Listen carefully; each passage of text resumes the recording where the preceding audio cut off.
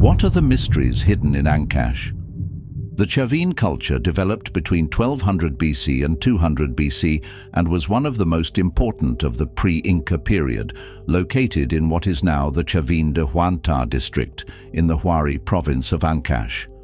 The religious center of Chavín de Huántar became an important pilgrimage site, and Chavín art was equally influential in contemporary and later cultures from the Paracas to the Incas, helping to spread Chavín images and ideas and establish the first universal Andean belief system.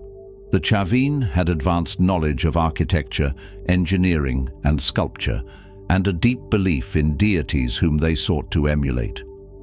One of the most important Chavín gods was the staff god, who is the most likely subject for the famous central figure on the Gate of the Sun at Tiahuanaco.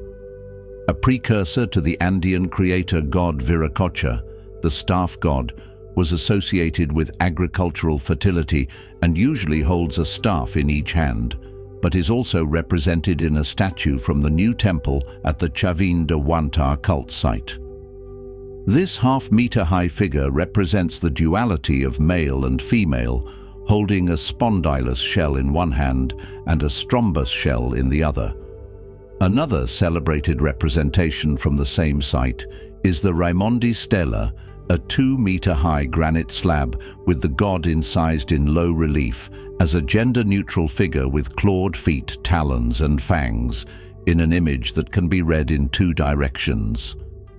A second important Chavín deity was the fanged jaguar god, also a popular subject in Chavín art.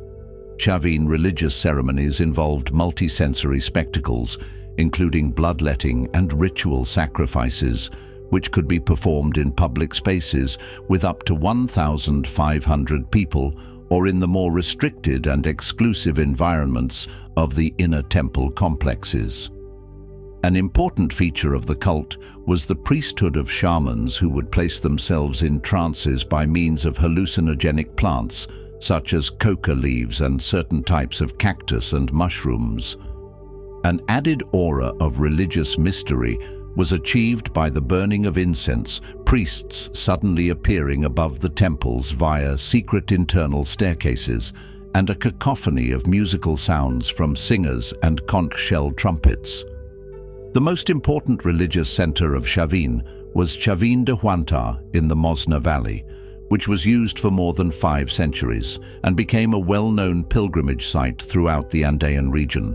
The site is significantly located at the meeting point of 2 rivers, a typical Andean tradition, the Mosna and the Huachexa. Ancient landslides left fertile terraces, and the proximity of many springs and a wide and varied supply of stones for monumental construction projects ensured the site's growth. At its peak, the center had 2,000 to 3,000 inhabitants and covered about 100 acres. The old temple dates from 750 BC and is currently a complex of buildings that together form a U. In the center, 2 staircases descend to a circular sunken court. The walls of the buildings are lined with square and rectangular stones bearing images of shamanic, transformational creatures sculpted in low relief. The figures combine human features with jaguar fangs and claws and wear serpent headdresses symbolizing spiritual visions. The 4.5 meters tall lance monolith takes the form of a traditional Andean foot plow and is located deep within the inner labyrinth of the old temple. It depicts a supernatural creature with fangs and claws decorated with serpents. The creature points down with one hand and up with the other, perhaps indicative of its rulership over the terrestrial and celestial realms.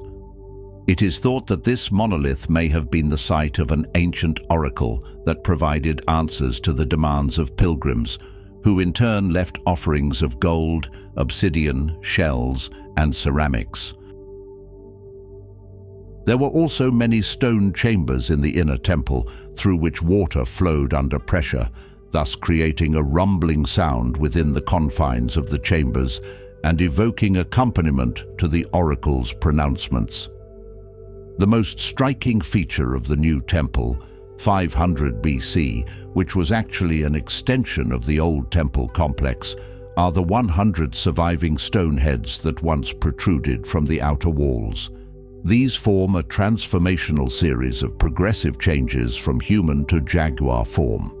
The temple, in its new form, measured 100 meters in length and reached a height of 16 meters, with 3 levels. Its black and white entrance portal is flanked on each side by a simple column. One bears the image of an eagle, the other a falcon, representing the feminine and masculine respectively in a typical Chavín example of duality.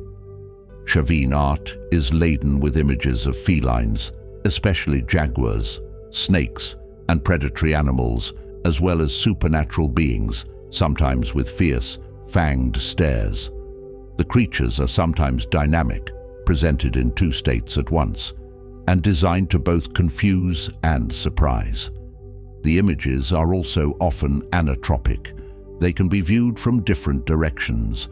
As art historian R.R. Stone summarizes, a strong perceptual effect, certainly calculated by the Chavín artists, inspires confusion, surprise, fear, and terror through the use of dynamic and changing images that contain several readings depending on the direction from which they are viewed.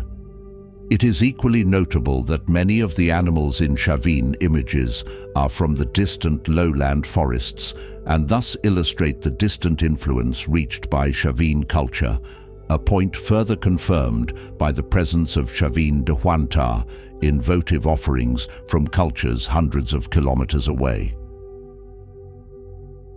The staff god was another popular theme in Chavín sculpture, ceramics, and textiles.